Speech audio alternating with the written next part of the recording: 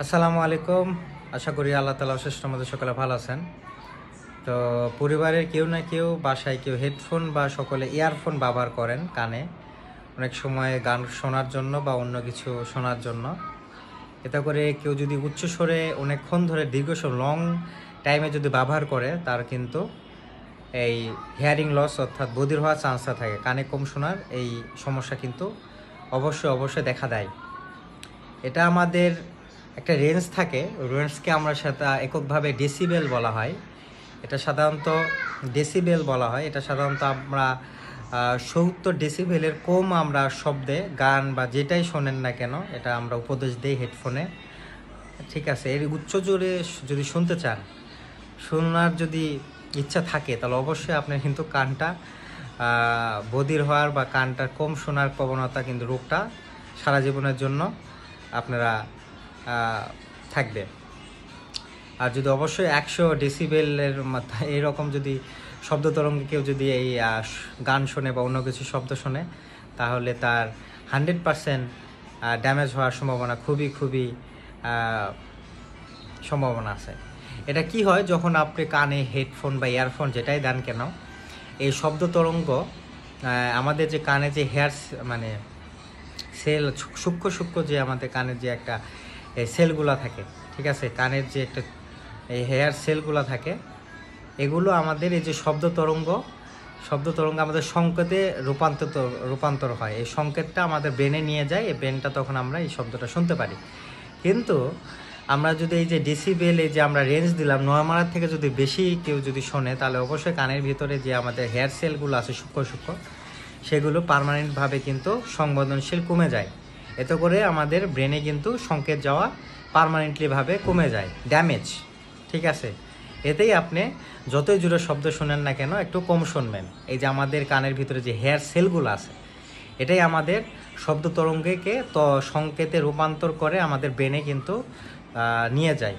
তখন এই hair sell ড্যামেজের জন্য, পার্মানেন্ট ড্যামেজের জন্য কিন্তু এই শব্দগুলো আমাদের ব্রেনে যায় না, যদিও যায় খুব অল্প যায়, এতে করে আমরা কম শুনি। এটা আমাদের মেন সমস্যা। ঠিক আছে, তো অবশ্যই অনেকে প্রশ্ন আছে, ঠিক আছে আপনি যে বললেন যে ডেসিবেল এই 70-এর নিচে বা এই 100-এর বেশি বা 85-এর বেশি শুনলে আমার কানের সমস্যা হতে পারে, তাহলে আমি কীভাবে মেজর করবো, কীভাবে আমি পরিমাপ করব? তো এটা আমার মানে একটা মিশিংয়ে পাওয়া যায়। এটা মিশিংয়ে পাওয়া যায় যে আপনি কতটুকু সাউন্ড শুনতেছেন, যে এটা কত পরিমাণ। ঠিক আছে, এটা পরিমাপ করা যায়। আর একটা ভালো দিক যে মোবাইলেও কিন্তু অ্যাপস আছে, এগুলো ডেসিবেল অ্যাপস যদি আপনারা ডাউনলোড করেন আপনারা এটা পাবেন। এই সাউন্ড আপনি কানেতে বা যে সাউন্ডটা আসবে, সাউন্ড যদি ওই অ্যাপস ওপেন করে যদি নিয়ে যান তাহলে সে পরিমাপ করে আপনি দেখাবে যে এটা কত পরিমাণ সে ডেসিবেল লেভেল।